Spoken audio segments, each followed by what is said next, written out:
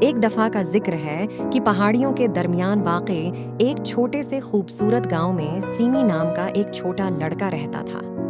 Semi اپنے لامحدود تجسس اور جانوروں سے گہری محبت کے لیے دور دور تک جانا جاتا تھا۔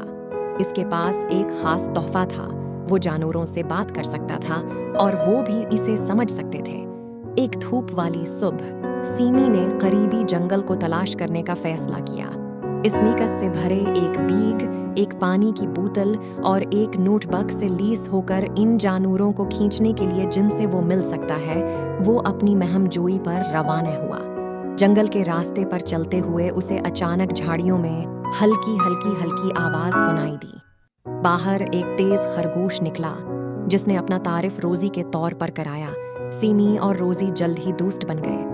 روزی نے سیمی کو رسدار بیر تلاش کرنے کے لیے بہترین جگہیں دکھائیں اور سیمی نے روزی کو ٹہنیوں اور پتوں سے ایک چھوٹا سا ٹری ہاؤس بنانے کا طریقہ سکھایا۔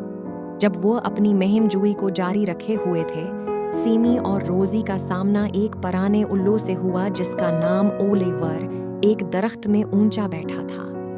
اولیور نے جنگل اور اس کی تاریخ کے بارے میں دلچسپ کہانیاں شیئر کیں۔ سیمی نے غور سے سنا اور روزی نے سورج کی روشنی میں اطمینان سے جھپٹا۔ جیسے ہی دن شام میں تبدیل ہوا، سیمی اور اس کے نئے دوست ایک چمکتی ہوئی ندی میں پہنچ گئے۔ یہاں ان کی ملاقات ایک خوش مزاج اور باتونی گلہری سے ہوئی جس کا نام اسکویکی تھا۔ سیمی کو درختوں کی چوٹیوں سے تیز ترین راستے دکھاتے ہوئے ایک درخت سے دوسرے درخت تک چھلانگ لگائی۔ سیمی نے ہنستے ہوئے اسے برقرار رکھنے کی کوشش کی اور روزی ان کے ساتھ ہو گئی۔ جب سورج غروب ہونے لگا، سیمی اور اس کے جانوروں کے دوستوں نے ایک لازم و ملزوم رشتہ قائم کر لیا تھا۔ وہ ندی کے کنارے اکٹھے بیٹھے دھند کی روشنی میں جگنوں کو چمکتے دیکھ رہے تھے۔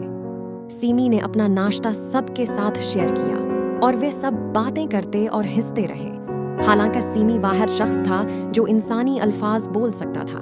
جیسے ہی رات کے آسمان پر ستارے نمودار ہوئے، سیمی کو معلوم تھا کہ گھر جانے کا وقت آ گیا ہے۔ اس نے روزی، اولیور اور سکیکی سے وعدہ کیا کہ وہ جلد ہی ان سے دوبارہ ملنے کے لیے جنگل میں واپس آئے گا۔ انہوں نے الوداع کہا، لیکن اس سے پہلے نہیں کہ دونوں نے سیمی کو ایک خاص تحفہ دیا۔ روزی نے اسے جنگلی پھولوں کا ایک گلدستہ دیا، اولیور نے اپنے بازو سے ایک پنکھ بانٹ دیا اور اسکویکی نے اسے اکرن پیش کیا۔ واپس اپنے آرام دہ چھوٹے سے کاٹیج میں، سیمی نے اپنے نئے خزانے اپنے پلنگ کی میز پر رکھے۔ وہ جانتا تھا کہ اسے روزی، اولیور اور اسکیکی میں زندگی بھر کے دوست مل گئے ہیں اور وہ ان سے دوبارہ ملنے کا انتظار نہیں کر سکتا تھا۔ خوشی سے بھرے دل کے ساتھ سیمی اپنے جانوروں کے دوستوں کے ساتھ اگلی دلچسپ مہم جوئی کا خواب دیکھ کر سو گیا۔ اور یوں سیمی اور اس کے جانوروں کے دوست